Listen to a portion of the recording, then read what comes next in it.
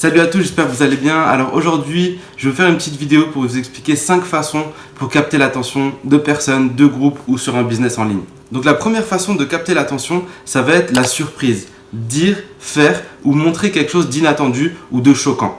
Tout au long de cette année, on a vu des vidéos qui tournaient sur internet de personnes qui faisaient le buzz. Ces personnes-là, elles étaient dans le métro, elles étaient dans un bus, dans une assemblée ou peu importe. Elles prenaient leur téléphone en selfie et elles criaient. Okay, et ces vidéos faisaient le buzz, pourquoi? Parce que c'était un effet de surprise. Quand tu regardais la vidéo, c'était humoristique, donc forcément, il y avait beaucoup de partage, beaucoup d'interactions. En ligne, on va avoir plusieurs façons de capter l'attention à travers la surprise. Moi, ce que j'utilise beaucoup, c'est à travers les emails. Quand je vais envoyer un email à mon audience, à mes prospects, je vais tout simplement noter dans l'objet merci pour votre paiement. Et ça va capter directement l'attention de la personne. Quand elle va regarder ses emails, elle va se dire ok, là j'ai effectué un paiement, est-ce que c'est vrai ou pas? Et forcément elle va regarder mon email. À partir de là, je vais expliquer tout ce que j'ai à expliquer. Donc ça, c'est la première façon d'utiliser la surprise dans votre business. Et le coup de cette année 2019, c'est Kinsey Wolonski. C'est une jeune femme qui est apparue lors de la finale de la Ligue des Champions à moitié nue.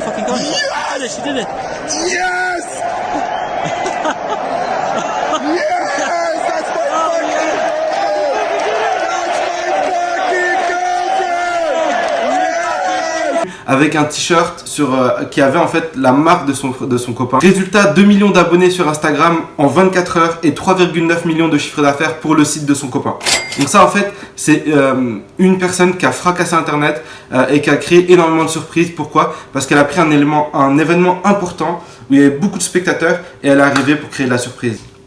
Donc la deuxième façon de capter l'attention de votre audience, ça va être la dissonance cognitive.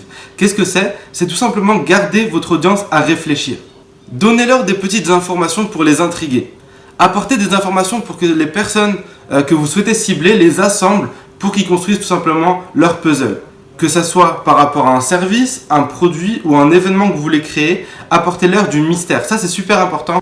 Et la plus grosse réussite de 2019 par rapport à cette deuxième façon de capter l'attention, c'est PNL. PNL, en fait, c'est un groupe de rappeurs français qui ont ouvert un live YouTube le 22 mars 2019 pendant 16 heures. Okay, donc pendant 16 heures, il y avait des personnes qui étaient en train de regarder ce live et il y avait la Terre tout simplement qui était en train de tourner. Donc des personnes apportaient leurs théories sur Twitter, sur Facebook, sur Instagram. Et ce live YouTube, c'était tout simplement pour promouvoir leur dernier titre, ODD. ODD, je la passe la détail, la pécou, la viscère, tes regrets dans ton bébé. Et le résultat est simple, numéro 1 des tendances sur YouTube et 12 millions de vues en 48 heures. Donc voilà, ça en fait c'est la deuxième façon de faire. Et PNL, ça répond vraiment à leur identité, ça répond vraiment à leur marque. Ils sont mystérieux, donc forcément ça a cartonné. Mais ça vraiment, c'est un élément que vous pouvez prendre en compte par rapport à votre business, par rapport à un événement que vous voulez créer. La troisième façon de capter votre audience, ça va être par rapport au storytelling. Okay, on le voit énormément par rapport à des emails qu'on va envoyer, par rapport à des marques qui se créent. L'histoire qu'on va raconter autour d'un produit ou un service est très très très importante. Et le but à travers cette troisième façon de faire, ça va être de raconter une histoire avec des éléments précis pour mettre en avant un service ou un produit. Il faut se rappeler d'une chose, c'est que les histoires vendent énormément. On le voit à travers le marketing de réseau, on le voit à travers des business en ligne, on le voit à travers les publicités à la télé.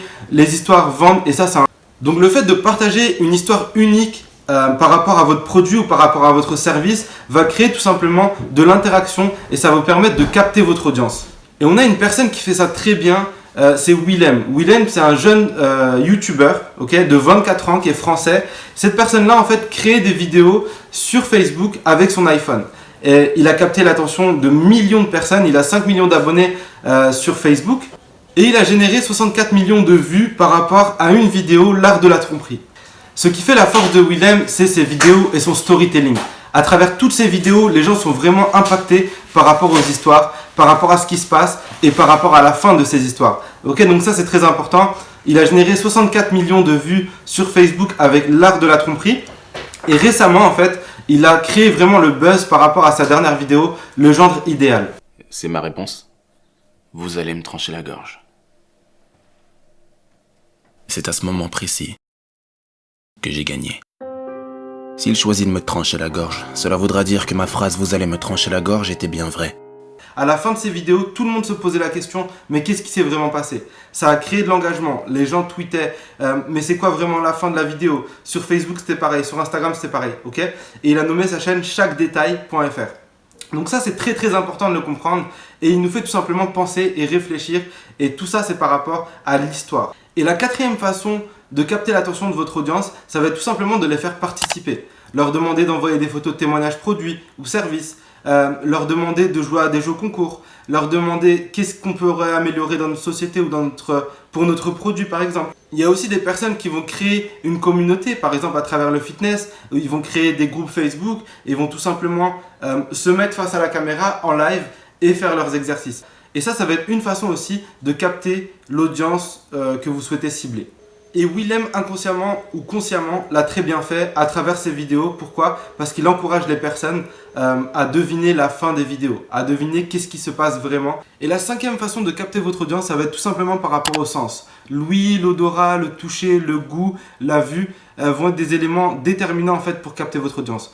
En ligne, par exemple, on va avoir plus tendance à faire jouer l'ouïe et la vue. Pourquoi? Parce qu'on est sur des supports et on est sur des musiques. On le voit énormément par rapport à des produits ou des services qui vont faire appel à vos émotions. On va faire défiler des musiques qui sont mélancoliques. Okay? Donc ça en fait c'est des éléments que vous pouvez prendre en compte pour capter l'attention des gens. Et comment vous allez pouvoir faire pour capter l'attention de votre audience en 2019 en ligne? Ça va être tout simplement d'utiliser des supports visuels qui sont très professionnels, très colorés. Ça marche énormément, vous allez pouvoir vous démarquer par rapport aux autres.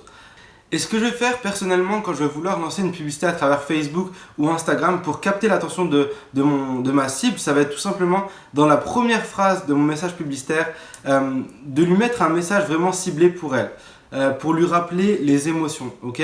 Donc si je vais vendre un produit, par exemple, on va parler d'un produit pour la nuque, et ben je vais lui rappeler sa douleur. Et ça c'est très très important de faire jouer les émotions quand vous allez vouloir vendre un produit ou un service. Et on peut le voir par exemple à travers My Human Kit. C'est une publicité Google qui va faire référence à un bras bionique. Cette publicité commence par On a tous des rêves de gosse. Moi, je voulais jouer de la batterie. Mais j'ai perdu ma main, à 18 ans. J'ai dû apprendre à me servir d'une prothèse. Sauf que je ne pouvais faire qu'un mouvement. Pourquoi? Parce que on a tous des rêves tout simplement. Donc ça va tout simplement rassembler et ça va apporter de la proximité avec la cible et la personne qui crée la publicité. Pourquoi? Pour permettre tout simplement de mieux proposer le produit, mieux proposer le service. Et je profite justement de la Coupe d'Afrique des Nations pour promouvoir ma chaîne YouTube. Pourquoi? Parce que je vais capter l'attention à l'aide de ma miniature et à l'aide de mon message. Donc merci à tous d'avoir regardé cette vidéo. On va continuer à vous apporter du contenu toutes les semaines en espérant que ça vous plaise. N'hésitez pas à partager, à liker et à vous abonner. Bonne journée à tous.